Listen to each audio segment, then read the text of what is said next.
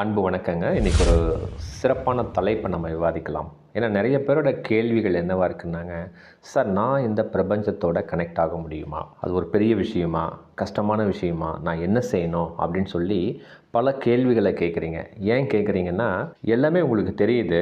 Law of அட்ராக்ஷன்னா தெரியும், universe லான்னா என்னன்னு தெரியும், சீக்ரெட் தெரியும், மெடிடேஷன் பண்ணுறீங்க. ஆனாலும் இந்த பிரபஞ்சத்தோட உங்களால் கனெக்ட் ஆக முடியலைங்கிற ஒரு வருத்தம் எல்லாருக்குமே மனசில் இருக்குது. இந்த வீடியோவில் நான் என்ன சொல்கிறேன்னாங்க, 20 நிமிஷம் போதுங்க. ஒரு நாளைக்கு 20 நிமிஷம் நீங்கள் பயன்படுத்துனீங்கன்னா இந்த பிரபஞ்சத்தோட ஈஸியாக கனெக்ட் ஆகிடலாம், ஈஸியாக பேசலாம் அப்படிங்கிறது தான் என்னோடய கருத்து. அற்புதமாக செயல்படுத்தி பாருங்கள். இதை எப்படி செயல்படுத்தணுங்கிற வழிமுறைகளும் நான் சொல்கிறேன். இந்த பிரபஞ்சத்தோட ரொம்ப ஈஸியாக கனெக்ட் பண்ணிக்கலாம். 20 நிமிஷம் போதும் அப்படின்னு சொல்லியிருக்கேன். நம்ம பயன்படுத்துறதுக்கு முன்னால் ஒரு 4 விஷயங்கள் நம்ம தெரிஞ்சுக்கணுங்க.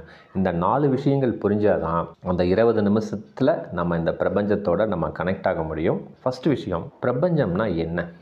நிறைய பேருக்கு பலதரப்பட்ட கருத்துக்கள் இருக்குது. பிரபஞ்சம் அப்படின்னா வேறு ஒன்றுமே இல்லைங்க, நமக்கு மேலே இருக்கிற ஒரு சக்தி.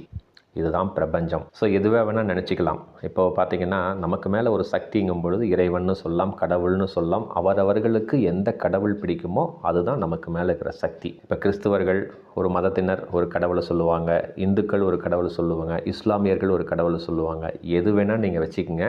நமக்கு மேலே இருக்கிற சக்தி, அந்த கடவுள், அந்த இறைவன், அதுதான் பிரபஞ்சம். இப்போ புரியுதுங்களா? நான் ஏன் அதை பிரபஞ்சம்னு சொல்கிறேன் அப்படிங்கிறதுக்கு பொருள் நான் சொல்லிடுறேன். அதாவதுங்க, நமக்கு மேலே ஒரு சக்தி இருக்குது. இப்போ இறைவனை நம்ம பார்த்ததில்லை, ஆனால் நம்புகிறோம். கடவுளை நம்ம பார்த்ததில்லை, ஆனால் நம்புகிறோம். ஓகேங்களா? ஸோ நமக்கு மேலே ஒரு சக்தி இருக்குங்கிறோம், அதுக்கு ஒரு பேர் வச்சுக்கிறோம். அதுதான் இறைவன், கடவுள் அப்படின்னு நம்ம சொல்லிக்கிறோம். புரியுதுங்களா? இந்த கடவுளுக்கு அர்த்தம் நான் கடைசியில் வீடியோ முடிவில் சொல்கிறேன், சிறப்பாக பார்க்கலாங்க. அதே போல் நான் என்ன சொல்கிறேன்னாங்க, நமக்கு மேலே ஒரு சக்தி இருக்குது. இந்த பிரபஞ்சம் அப்படின்னு சொல்கிறேன், இயற்கைன்னு சொல்கிறேன், யூனிவர்ஸ்னு சொல்கிறேன். ஏன்னா இதை நம்ம பார்க்க முடியும்.